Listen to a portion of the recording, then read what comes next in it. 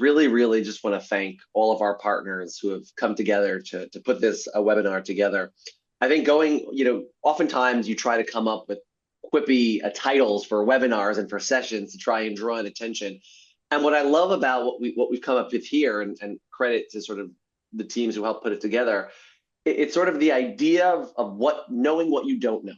I often say that to my team: know what you know and know what you don't know. And so I'm excited to be here with an amazing set of panelists to talk about sort of what you need to know, but oftentimes will get overlooked or will often be missed. And so this is hopefully a panel and a webinar that you're going to walk away with real, pragmatic, practical information that hopefully you can action to make your banks, your fintech companies, and everything that you do in the innovative space, innovative financial services space more productive. And so let me introduce myself.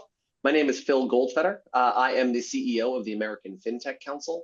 The American Fintech Council is a member-based organization with over 140 members representing the biggest fintech companies across the ecosystem, in addition to the innovative banks, many of which are partnering and powering some of those fintech companies to create access to financial services. I'm really excited, in no specific order. Maybe, I'm looking at my screen. Lee, why don't we start with you? Just, tell everybody who you are. Let me just say before I let you do that, I'm going to take kind of moderator's privilege and say that Lee is probably one of my most favorite people in fintech. I apologize. To Rob and Andrew. It's because oftentimes, people wait for you to deliver ideas, deliver things. Lee is all over it. I mean, there is literally not something that is going on a daily basis, a weekly basis, where he doesn't send his comments, send his thoughts, look to participate, and is just sort of one of, I would say one of our best partners here at the American Fintech Council, and not just in the work he does, but in the way in which he carries himself and his company. And so Lee, always a pleasure to be with you and the folks at Identify. What a way to set the stage. Well, thank you, Phil. And we very much feel the same sentiment towards AFC. We are happy to be a part of anything you guys do. We feel like there's a lot of value working alongside you with our clients. So yeah, happy to be here today. President, founder of Identify, company based here in Tulsa, Oklahoma, of all places. But our team talent is fully distributed around the U.S.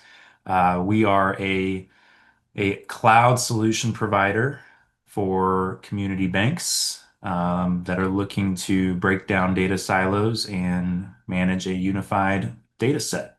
So that is us. I will kick it over to Sarab. Awesome. Thank you, Lee. And I'm Saurabh. I'm the Chief Product Officer here at Oscillar. I've spent a lot of my time, my entire career, focusing on hard problems around risk, compliance, AML, fraud, especially with the bend of how do you use AI, data, and design to solve these problems. At Oscillar, we are the first true AI risk decisioning platform for the modern world. And we'll talk about what that modern world looks like today from a BaaS perspective and how we solve a lot of these BaaS compliance challenges as well. So looking forward to a great conversation today. Over to you, Andrew. Hi, everybody. Andrew Cusick, Chief Business Development Officer at CC Bank. And I'll first say, Phil, I don't take offense to that at all, what you said about Lee. I agree. He's awesome, and appreciate him and his team putting this together. I think it's going to be a fun time today. But I've been with CC Bank about 9 years. We're a community bank based out of Utah. We have been in business since about 1993. We'll get a little bit more into our story later, but yeah, I've been with the bank 9 years, and prior to that, was in the consulting space for a bit. Phil, kind of out your way in DC, I was working with Deloitte and doing consulting out there. But yeah, excited to be here today and appreciate everybody on the panel, and excited to talk more. Thank you very much, Andrew. And so just as a reminder to all those who are listening, we want your questions. We are going to be taking them as they come in, as long as they're not too complicated. But feel free to put them in the chat. We're excited to see your questions. Feel free in real time. You hear something that Lee or Sarab or Andrew say that are interesting, you have a question about it, need some clarity, feel free, put it in the chat, and we will try to get to them as they come in. Okay, Andrew, we're going to start with you, right? CC Bank is I would argue, is one of the more interesting banks across the country. And I say interesting in the most positive and complimentary way, in that you kind of, you saw down the line, you saw kind of the future, right? You looked at sort of the landscape, the ecosystem. Most importantly, you looked at what consumers were looking for, right? Consumers were demanding, and how CC Bank can sort of meet that need by being innovative. So going all the way back, I say into the early 2013, 2014, 2015, going back, sort of take us back maybe 10 years to when you started, to what CC Bank was thinking, what the thought process was, sort of what some of the challenges you faced, and how you overcame them. Sure. Thanks, Phil. So, as you see here, the bank started in 1993. So I'll even go back a little further. But back in 2007, I think like a lot of banks, CC Bank was hit hard. I wasn't here at the time, but with what happened with that recession and everything going on in the market, the bank actually barely survived. And so coming out of that, and the early 2010, 11, 12, 13, the bank was really looking for new ways to diversify and to find sources of income, frankly, that were different from the normal C&I lending that the bank had done in the past. And so the bank started with our first fintech partner in 2015. It was a solar lending program, but really a diversification play. We wanted to get into the fintech space. We were excited about what's going on there. We'd seen other players, delving into that, and we were a really small community bank at the time. I think we were maybe 200 million in assets, or a little bit less than that at the time, and we've grown since then. But really looking for, like I said, ways to diversify. We wanted to, but do it right. And so there were a number of banks getting kind of in the deposit space. We started in the lending space and have been doing lending programs since 2015. Like I said, the first one was a solar lending platform and program that we did. But we've done installment loans, lines of credit, credit cards, other various types of products. And we're trying to be innovative. We're trying to look at new things, but do it the right way. And so we set up our teams.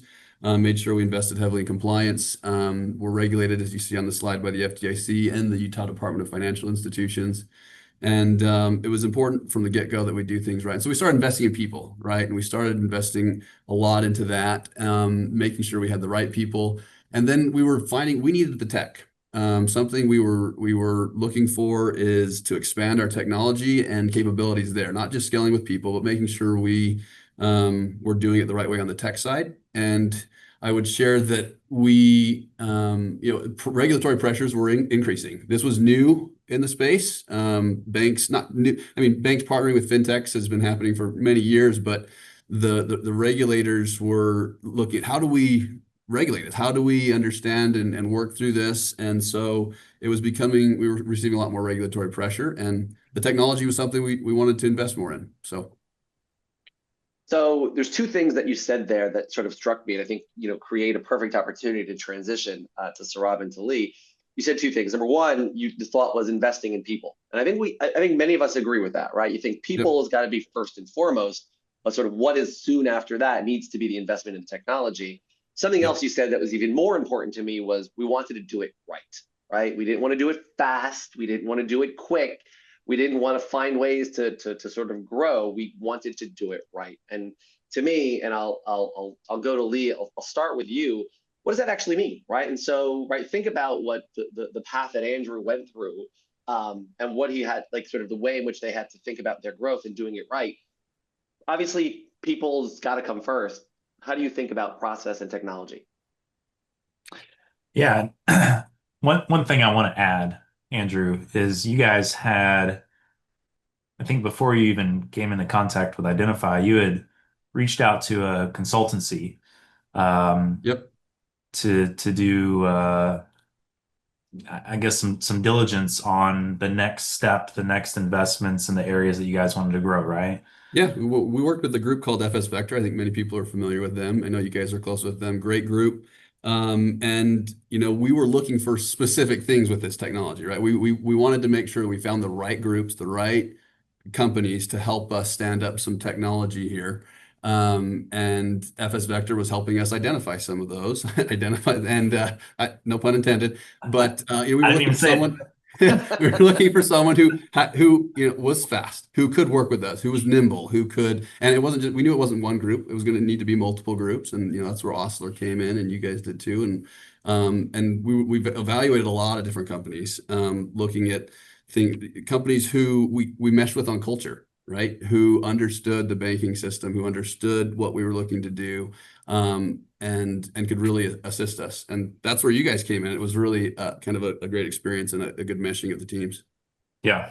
Yeah. Well, I didn't know if you wanted to say names, but yeah, FS Vector was I think a good step. And so for any on the webinar, maybe if you're a fintech or a bank, that is somewhere that I would like often guide folks to that are kind of looking to make that next strategic investment. Is doesn't have to be FS Vector, but finding kind of that first initial partner that plays well in the market. I will say AFC is another really good source, very similar in the connectivity that they have, the network that they bring, and just that alone, just the community aspect, the network is important.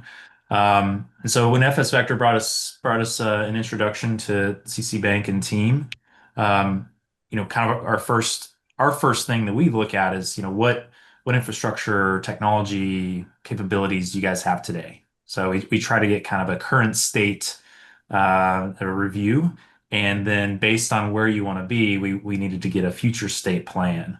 And we were lucky enough, you guys were already making some strategic investments in technology. You had brought in Osler, I think around that time. I don't recall exactly when.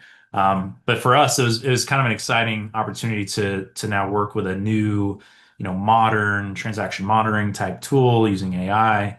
And so I'll just say kind of my own opinion, that got us very excited. Anytime we see banks making those kind of moves to maybe step away from a legacy technology like a Verifin, for us, it shows that like they're thinking about things strategically for the long term and not just solving an immediate problem, trying to make a square peg fit in a round hole, which with legacy technology, that's quite often the case. And so from our perspective, for Andrew and for the bank side of things, we wanted to help them build a foundational layer so that they could grow and expand a business operation they had already proven that worked. And that's where we came in and stood up some very, very modern cloud technologies to help these guys grow. And part of this was making sure we interface with somebody like Oscillator. Yeah, by the way, and again, a perfect transition, and I don't have enough good things to say about not just Oscillator as a company, but the people, and I've gotten to know your CEO and so many folks over at Oscillator. But I think what I love most is your willingness to partner, not just, from a business perspective, right? Obviously, we're going to talk about that in just a second, but the work what you do with Identify, we've gone to events where you're always looking, sometimes even, dare I say, to competition, right? It's all about the ecosystem, right? We're building sort of a safer foundation in the ecosystem. And so a huge credit to Osler and the work that you've done. Yeah, absolutely.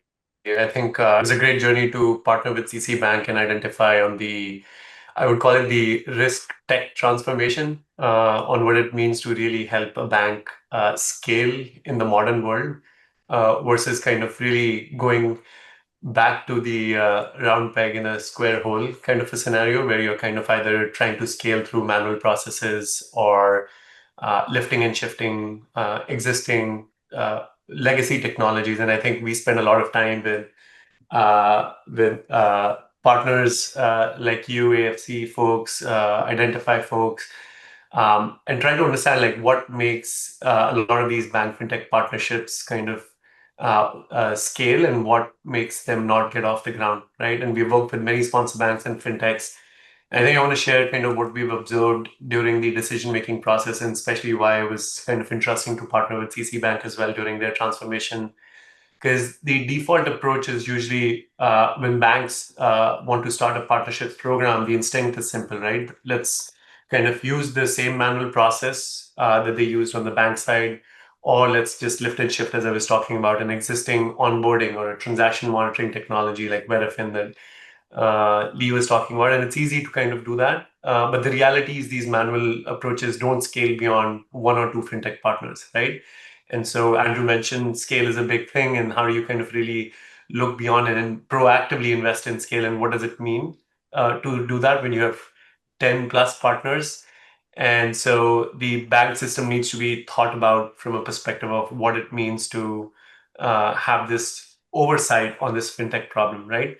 And the scale challenge is very real. The core problem is monitoring 10 fintechs is like monitoring 10 individual banks with few commonalities, because each of these fintech usually have different payment types, customers, product geographies.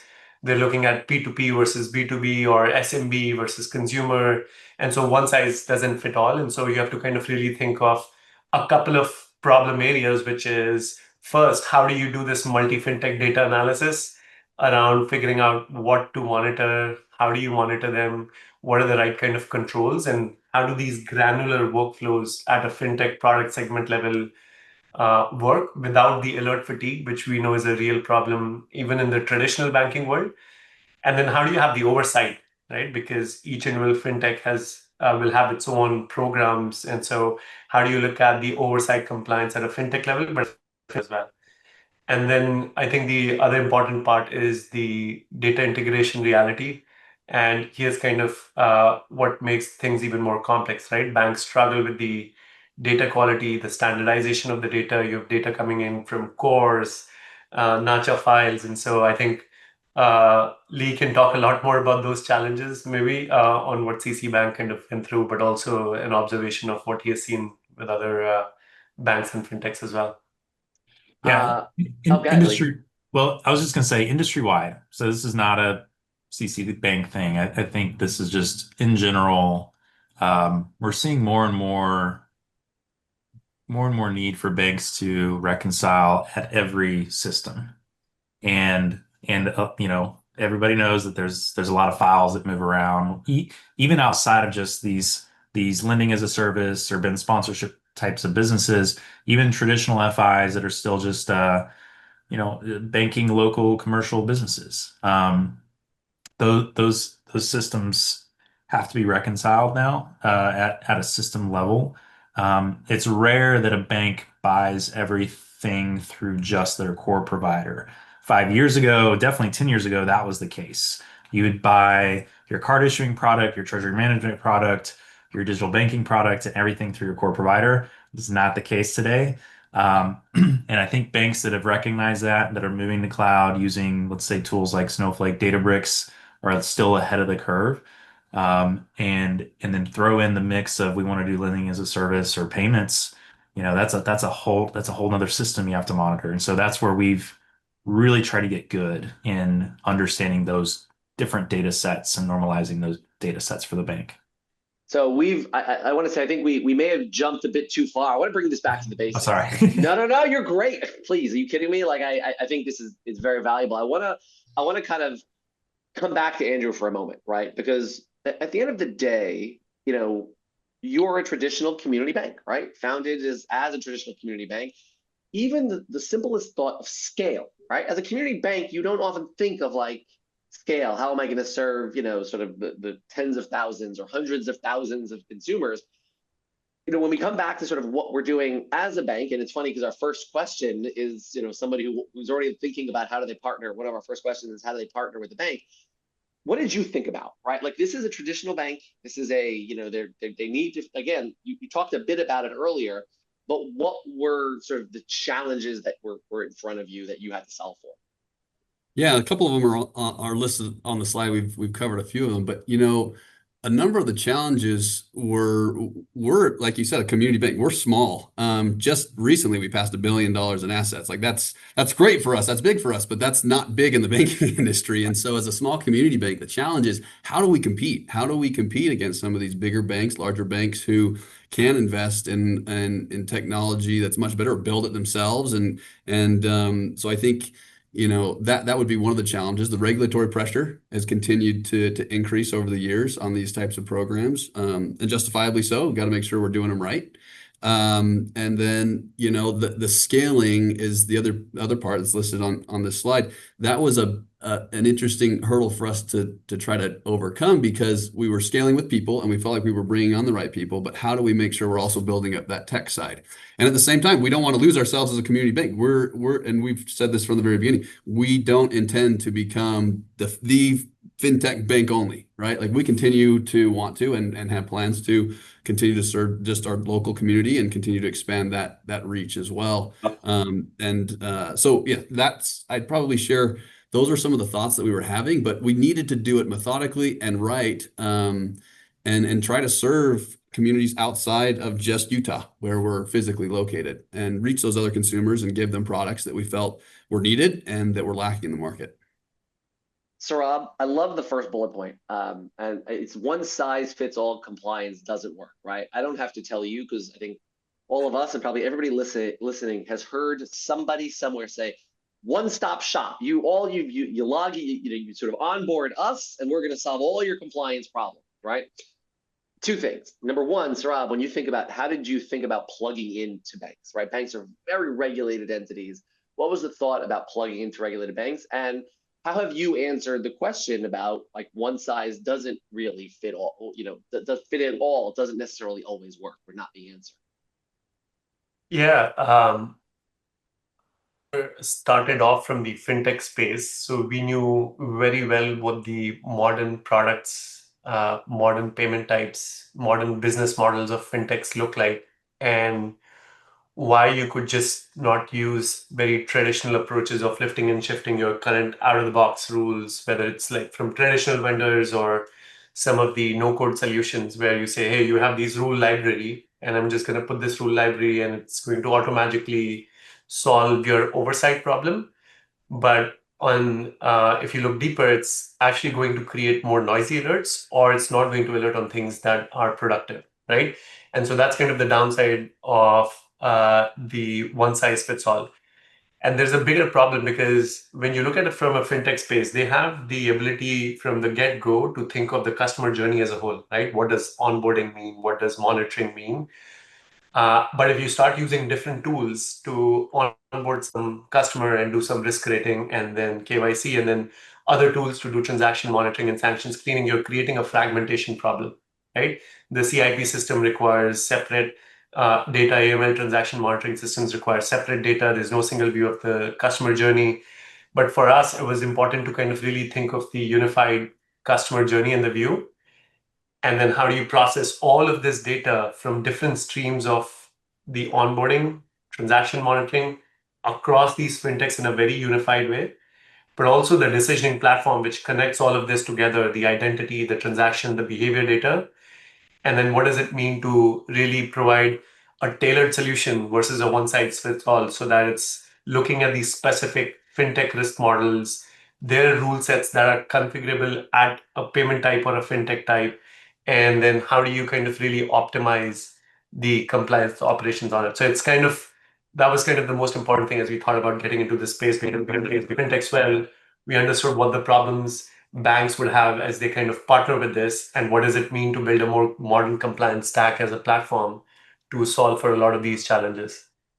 Yeah, I think that's an amazing point. Lee, I'm going to shift to you for a second because I think when if you're a bank, and for the bankers who are listening today or those who are at a community bank thinking about potential evolution, oftentimes you immediately think to who can I partner with to offer products, right? Oftentimes you're forgetting kind of all the things you need to do in terms of your own infrastructure to make you ready for that, right? I talked to a great friend of mine, Carrie Ransom, over at Bank-Tech Ventures. He taught me the concept of bank tech, efficiency tech, right? Reg tech. There are a number of various sort of steps in this process. And I think when it comes to data, I mean, that's one of the biggest challenges I think a lot of banks face sort of inherently, which could be a much bigger problem than obviously more than just their ability to partner with technology companies. How do you think about that? How do you think about those problems in terms of what you try to offer and solve for? Yeah, we we want to address the lack of nimbleness. We want our banks to feel as though they can be nimble in the technology that they bring in. And from our perspective, that's having an infrastructure or an interface allowing them to send and receive or connect to these fintech partners. So for the notes to the fintech companies on the call, like, if you're talking to a bank or you're looking at a bank or you're trying to get with Andrew over here at CC Bank, like if you can show that you're able to provide good, clean, quality APIs or potentially a data share, or if you are going to ship files, that's okay, but you need to have a good data catalog. You need to have an inventory of what you're shipping. And when you say you're going to ship that, you should actually ship that. That seems to be one of the bigger problems. That's why, um, I think that's why banks have had challenges is sometimes they're receiving data and they haven't quite invested in the system yet to validate what they're receiving. And so then it becomes this pointing game of like, well, you said you're going to ship that and it was supposed to be in this file and it's not. Um, and yeah, so for the fintechs listening, that's very, very, very important. And maybe when you're researching your bank partners, make sure that they have some sort of equipment or capability to validate or use a modern method of receiving data. For the banks that are listening, I'd say that's a very key investment, something that you should own and manage. Um, yeah, both of those I think, kind of fit into the compliance wheelhouse, but it's just a stepping stone to get to successful compliance in our perspective. Hey Lee, can I touch on Oh, that? I think that point that you made is probably one of the biggest ones. And I think it all comes back to like the oversight, right? Like we are expected as a bank to have oversight into everything that's going on in the program and Mhm. know what's going on. And data is a huge piece of that. And so I think what you mentioned there is a huge point for fintechs because there's often times where we will be far down discussions with fintechs and we talk about this oversight and the need to be able to tie into that data or receive that through an API or have the ability to log into their systems and maybe it's just view access, but at least have that access to what's going on live. And you'd be shocked at how many are either unwilling or unable to provide that type of oversight for us. And that's pretty much a deal killer, right? Like Yeah, that's not something that we can go down. And so I think that point you mentioned is yeah. huge. Yeah. For fintechs listening, when you go raise capital, put that in your budget. Like accessibility and clean data need to be a part of the capital raise and what you're going to spend on. Um, I can vouch for some of the newer Gen 2, Gen 3 processors that are out there in the space. They've put a little bit more emphasis on that. I wouldn't say any of them are perfect. There are some that are better than others, but some of the legacy ones, we've had a lot of challenges in just data quality alone. Yeah, and so Andrew, I think to your point, is like you guys chose to invest in a tool set that you could validate that data to make sure that when you go and bring on a new partner, maybe they send you a sample file or whatever, you're like, okay, we trust it. That's important. Yeah, I think the journey is data, decisions, operations, and oversight. And so it starts with data. And if you kind of don't have the infrastructure to take the data and then do the decisions and everything, kind of just the downstream impact is quite a bit. So it becomes important to pair the data with the right tech stack. And how do you kind of activate it across all your compliance infrastructure as well?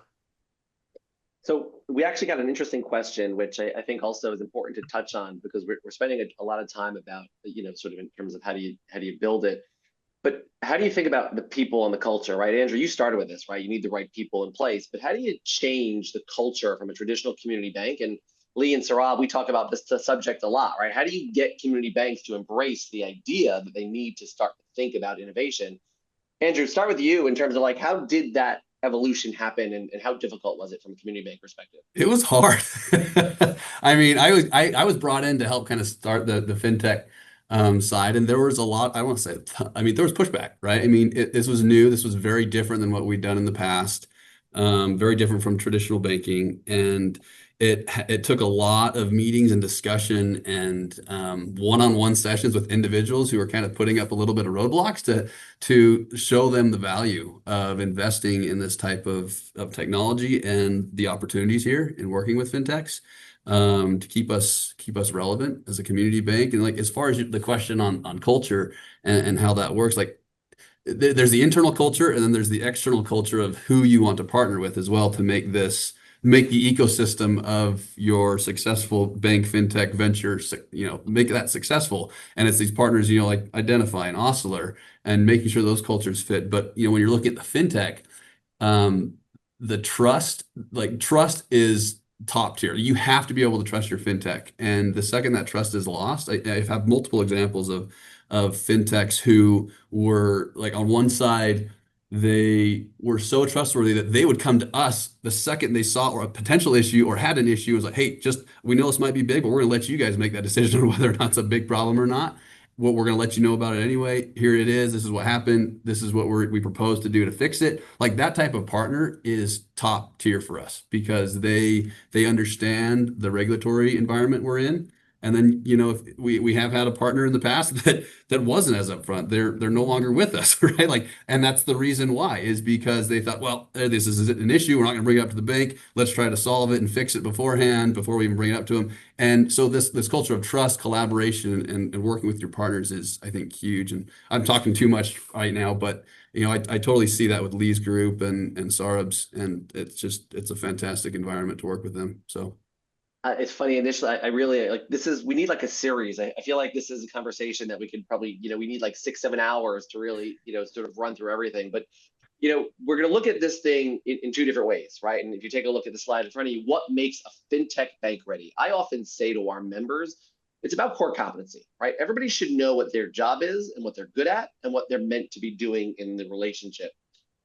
If you're a fintech company, right? And we're going to look at this from both sides. If you're a fintech company, like what makes you bank ready? And Saurabh, we'll start with you in terms of what should the fintech companies be thinking about if they're going to even, and this goes to the question that Lewis has asked in the chat, before they even get in touch with Andrew, right? Before you waste Andrew's time, what do you need to know? Yeah, I think that's a great way. I would, based on Lewis's question and how we are talking about this, I would almost call this what makes a fintech partnership ready. And now, so basically, which is flipping the script and talking about the fintech side and what they should be thinking of. And I think there are five main principles of readiness elements that I have seen and observed where good banks, much like CC Bank, do well. And I think that's a blueprint. One is, I think, transparency first. So instead of like focusing on broad items, one is how do you open the book on the operations and honest communication about the current gaps and limitations, right? There's no point in kind of really hiding things and figuring out what is there, what is not there. I think banks appreciate honesty more than perfection to know what's the current state.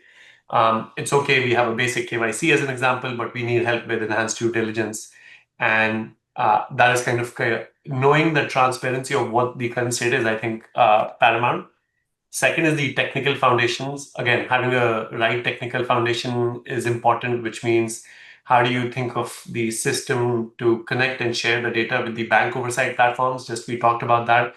I think it's important to know that do they have the technology to be able to give you that oversight and connect and share the data for bank oversight programs.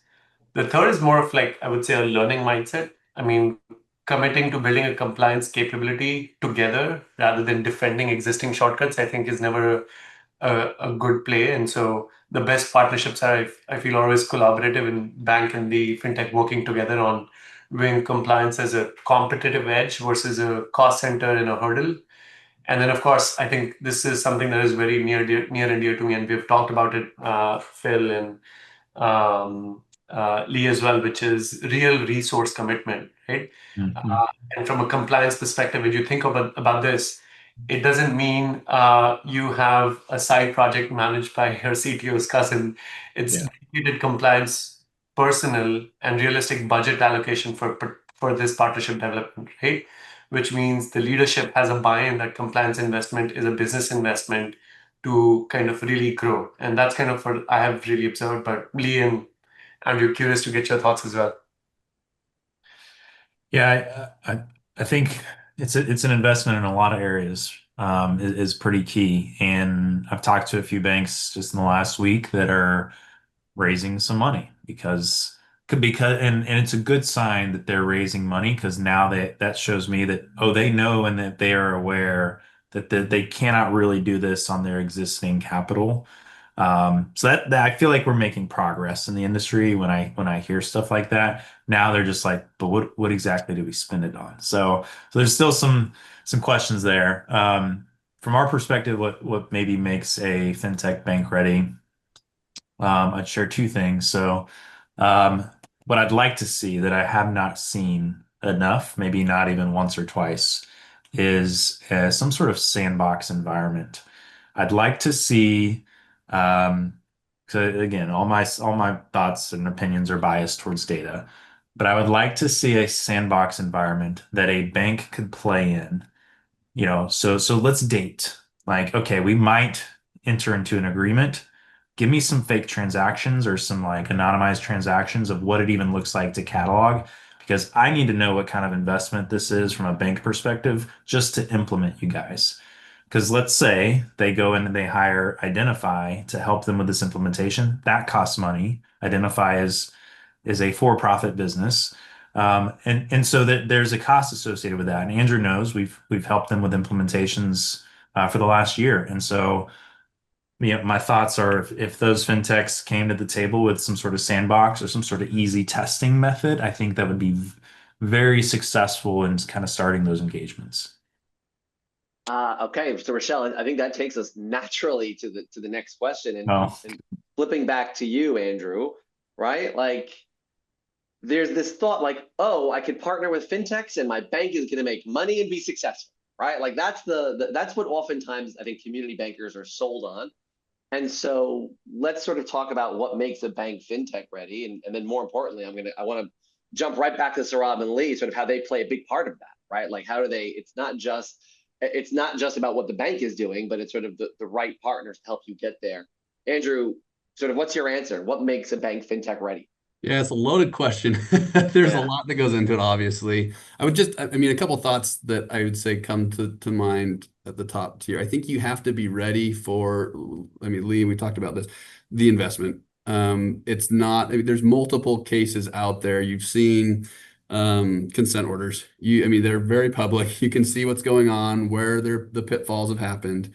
You can see that BSA, AML, if you're not solid on that right now, you've got to get solid on that. So, I mean, compliance first. You have to make sure that you have the compliance infrastructure, the team, like we've talked about, and then the tech in order to move forward and dive into this space. And really think about your process and how you're going to onboard partners and potential partners. How are you going to vet them? What does the due diligence process look like? Because as a bank who's been doing this for almost 10 years, we've been able to refine that process. And what we look for, not to go back to the other slide, but what we're looking for are strong financials and a compliance management system right up front.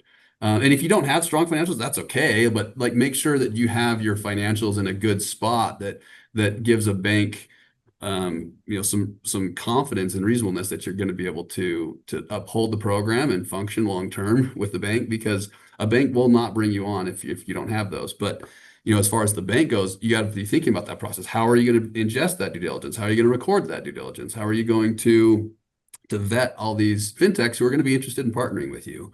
And that goes to both the people and the technology that you're going to have to get ready for. And something I think is critically important. Point number three, right? You got to have buy-in, right? Yep. Across the bank, from the top to the bottom. Lee, maybe we'll start with you in terms of like, how do you think about it from the tech perspective in terms of what does the bank really need, right? I think oftentimes there are a lot of companies that are trying to convince a bank they need X, Y, or Z. Like, what do you think, sort of in the partnership and sort of in the way in which you've worked with CC Bank, and I know you've worked with so many others, what does the bank need and how should they be thinking about it from a tech perspective? yeah. Yeah. If I were a fintech looking to find a bank today, which I feel like I can put myself in those shoes. I would want to have conversations with the CIO, CTO, and so if they don't have that headcount, one, that might be a sign. So I would need any bank that I reach out to is like, do you have a CTO or CIO? Like, who leads your infrastructure? But yeah. So I think the one piece there would be um, determining where they're at on their data warehousing, data lake journey, and if they're still doing everything through spreadsheets, I would be concerned. That is and there are definitely still a lot of those out there. But if I'm a fintech and I know I'm going to bring a large volume of deposits to this bank or issue a large amount of cards, I don't want my program to potentially get shut down because that bank didn't reconcile or that bank couldn't validate or pass a compliance test. And so I would really want to look at their systems and how they plan to create those workflows. So Rob, is there something that you look for? Like, and I think it's interesting, and we're going to get to sort of a chief compliance officer in a moment. But Rob, is there something you look for at a bank that gives you the indication that these guys are a bit ahead of the game or ahead of the curve or maybe a bit more ready than others? I think there are two clear things. One, Lee mentioned, right? Who's their head of technology, whether they have that role. And I think when I was working with CC Bank, Eric worked very collaboratively with me to kind of let's go find this person and hire this person. So that gave me a lot of confidence that they're serious about this business. And second, the choices of technology that they make, right? And that comes to the risk infrastructure, because if they don't have the right technology stack, infrastructure stack, all the problems we talked about, ingesting the data, coming up with these workflows and decisions at a fintech level, the oversight, all becomes a challenge. So when they show the intent for transformation, that is not 2-year type of a transformation, but they're willing to move fast. The intent is very clear that this is going to be successful. And that's kind of what we saw with CC Bank. And again, I think you guys are all perfect examples, and not just because of what you talk about, but we've seen implementation and successful programs that you've all been involved in. So again, I think a good way to end is sort of talking about partnerships, right? So how do you make sure that the partner, again, we've talked about culture, you just talked about sort of what you look for to make it successful. But so once the partnership is going, right, how do you maintain it? How do you make sure that it continues to be successful? How do you think about building strong partnerships? Lee, we'll start with you. I from the partnership side, I strongly feel like our business wouldn't be where it is today if we didn't go kind of find and create our own collaborative ecosystem of partners. So, Phil, Sarah, like you guys are a big part of that. FS Vector is a big part of that. That takes time. That takes going to the conferences, going to the network events. I'm an introvert. It's a very uncomfortable space for me sometimes, but there's so much value in just showing up.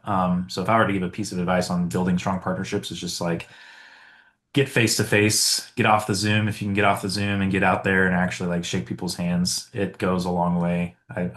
I feel like Andrew probably agrees. I ran into this guy in the gym at Money 2020 multiple times, and I feel like we've had some better conversations there than anywhere else. So What, yeah, Lee I is love that. dedicated in that gym. He does a great job. trying to rehab the shoulder, man. Yeah, sadly, I've never made it to the gym at Money 2020 or any one of our Vegas conferences, but now I know that's where the business is You done. can come So find Rob, us there. yeah, so Rob, what do you think in terms of like the relationships, right? Again, even if you get in the door, right? Oftentimes, you're trying to get through the front door, but how do you make sure that it lasts? I can talk about the relationships more from a bank to a fintech perspective. I think showing a successful blueprint with 1, 2 of their fintechs and how they've done it, and walking them through that journey for the third, fourth, fifth fintech is the biggest piece of the puzzle, right? Because if it's all fluff and talk and slides, it doesn't work. So of course, relationship building Lee mentioned is great. You need to meet them in person. They'll be at different conferences, but then showing how other fintechs have done it well using their system, using them as references, I think goes a long way in showing that there is proof of the pudding on the outcomes of how it helped in the global oversight, monitoring, operations KPIs, etc. So those use cases and studies are important to be as references for the fintech and the bank itself. Amazing. So again, last call. If there's any questions, please feel free to put it into the chat box, into the question and answer box. Let me just sort of ask each of you, and we'll start with you, Andrew.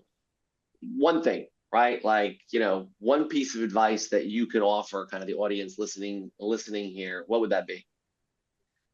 I think one thing that can derail relationships right from the start is expectations between the bank and the fintech.